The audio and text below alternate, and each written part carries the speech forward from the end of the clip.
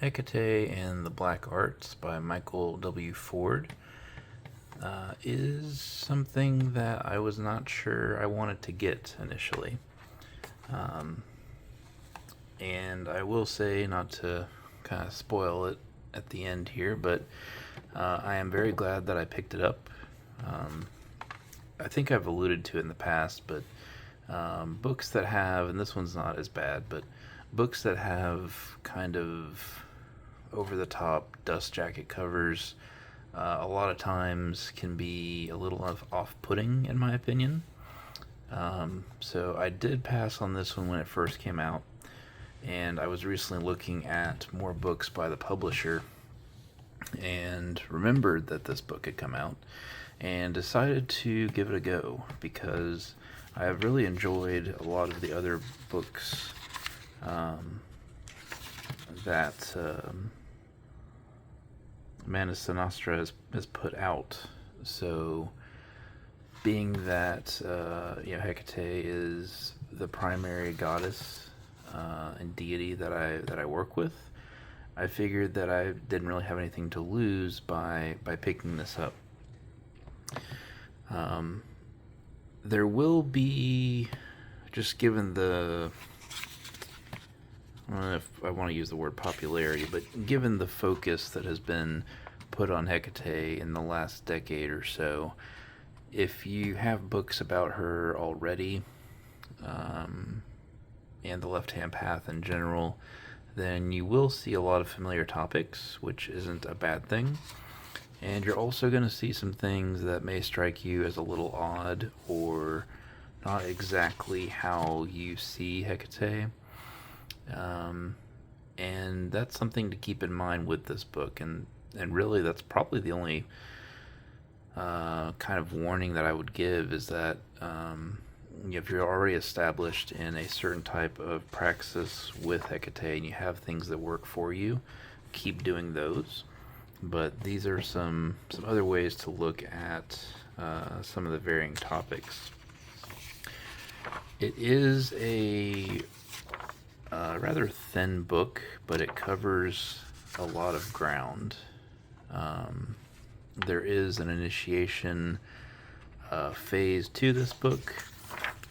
If you've already gone through and if you have the Hecateon and you've done the initiation there and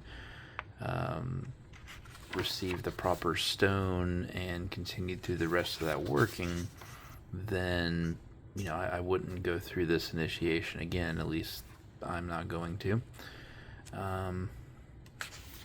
But once you've gone through the actual initiation, it gets into the ancient origins of Hecate, what her name means, the epithets of Hecate, and then her a little bit more detail on some of her names. And that's kind of what I meant when I said there's a lot of stuff that may seem very similar. Again, the Hecateon is not it's not like the sole body of where Hecate's lore and workings come from, but with so many recent editions and such popularity of that book, it's kind of become the go-to in a lot of ways for working with her, and I think that's justified. Jack Grail did an amazing job with it. Because here you see Hecate, Selene, Artemis, just like you do in the Hecateon, the Chaldean oracles, cosmology, a lot of information about Hades, which is different from some other works that I've seen, but with the Pantheon it makes sense. Nyx is also mentioned, Chaos, Erebos, Tartarus, really getting into the realms, and here Cerberus is mentioned. So while I think, and again I hate to keep mentioning it in a video that's not even about it, but while the Hecateon is very focused on initiation and working with Hecate, I think this book, Hecate and the Black Arts, really expands upon that path. Um,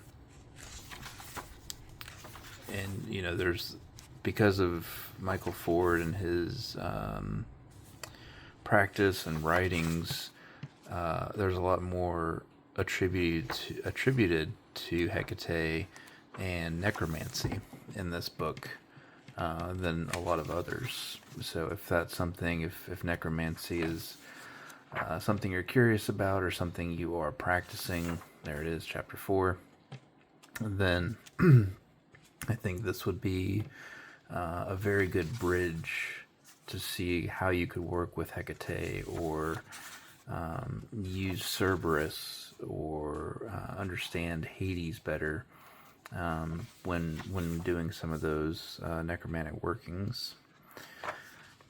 There are a lot of really good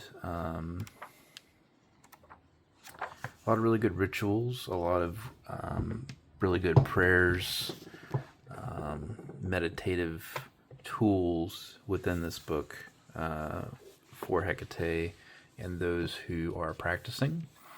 I think it would be a good informative read if you were curious, but if you're a practitioner, I think this book is a very good companion to some of the other books that have come out about Hecate in the last, again, 5-10 years. Again, with most books, some things, if you don't like it or if it seems jarring, that's probably for a reason, and I would just proceed past it. And look for the bits of knowledge in here that you can use in your practice, rather than fully committing to this over a different book. I think I've mentioned in other videos, and I'll probably do a video of it on its own, but taking bits and pieces from books that you read or from different groups and putting it into your own system of magic and practice is the way to do it. You don't need to commit to one book's way of thinking.